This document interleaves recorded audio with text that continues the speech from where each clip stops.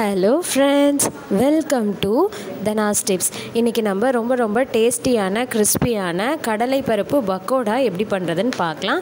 இந்த பக்கோடா செய்கிறதுக்கு தேவையான பொருட்கள்: கடலைப்பருப்பு 100 கிராம், கடலை மாவு 1 ஸ்பூன், அரிசி மாவு 2 ஸ்பூன், மிளகாய்த்தூள் 1 ஸ்பூன், இஞ்சி பூண்டு விழுது 1 ஸ்பூன், உப்பு மற்றும் எண்ணெய்.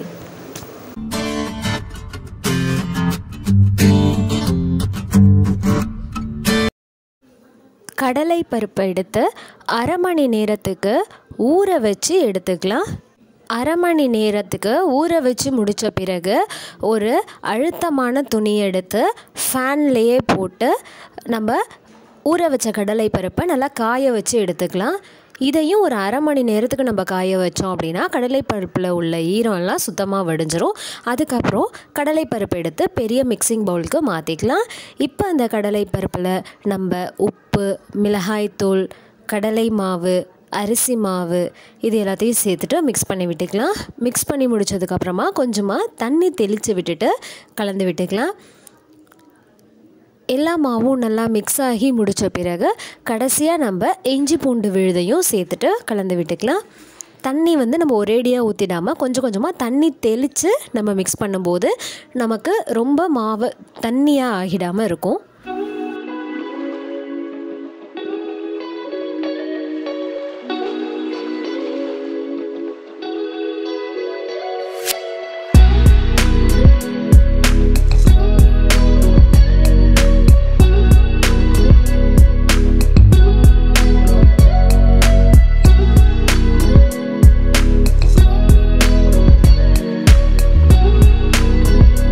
இப்போ பார்த்திங்கன்னா மாவு நமக்கு தயாராகிடுச்சு. மற்ற பக்கோடா மாவெல்லாம் பார்த்திங்கன்னா கொஞ்சம் தண்ணியாக நல்லா குழன்னு இருக்கும். இது லைட்டாக தான் நம்ம தண்ணி சேர்த்தோம். இந்த மாதிரி கொஞ்சம் உதிரியாக இருக்கணும். அப்படி இருந்தால் தான் நமக்கு பக்கோடா போட வரும். அடுத்து கடாயில் பொரிக்கிறதுக்கு தேவையான அளவு எண்ணெயை விட்டு எண்ணெயை நல்லா சூடு பண்ணிக்கலாம்.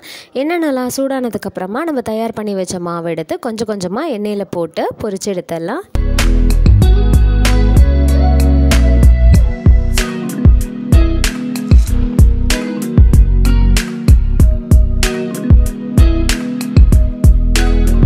பக்கோடா நம்ம அடுப்பில் போடும்போது நல்லா கட்டியாக இருந்த மாதிரி இருந்தது. நம்ம அப்பப்போ இந்த மாதிரி கிளறி விட்டதுனால ரொம்ப பெரிய கட்டிகள் இல்லாமல் நமக்கு பக்கோடா நல்லா உதிர்ந்து வந்திருக்கு. இப்போ 2 பக்கமும் நல்லா செவந்து வறுபட்டு வாசனை வர ஆரம்பிச்சிருச்சு. பபுள்ஸும் அடங்கிருச்சு.